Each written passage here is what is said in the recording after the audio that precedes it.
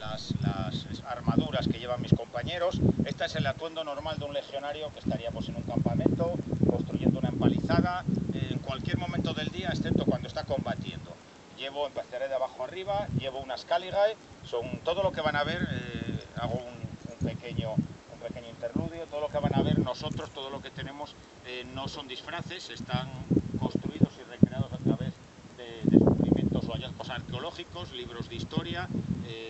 Las armas es lo único, las armas, espadas o puñales es lo único que tenemos que se compra comercialmente, aunque nosotros lo compramos a sitios donde no lo suele comprar la mayoría del personal. No, esto no lo venden en Toledo, en las tiendas de regalos de Toledo. Algunos sí, en las caras sí.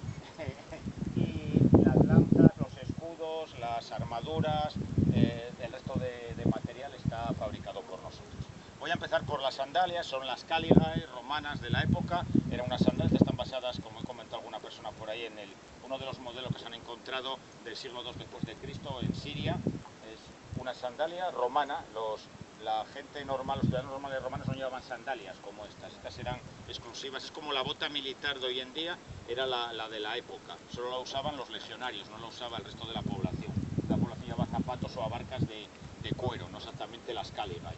Llevan una suela claveteada, a mí me faltan clavos porque las llevamos adaptadas a la vida moderna para no darnos golpazos cuando caminamos sobre asfalto, y son las sandalias de la época.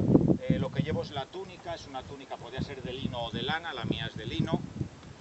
Las teñían de diferentes colores, hay una controversia sobre qué color podía ser la túnica de los legionarios, unos dicen que blancos, otras que rojo, nosotros hemos adaptado el rojo, los historiadores no se ponen de acuerdo, y la mía es tirando a rosa porque está lavada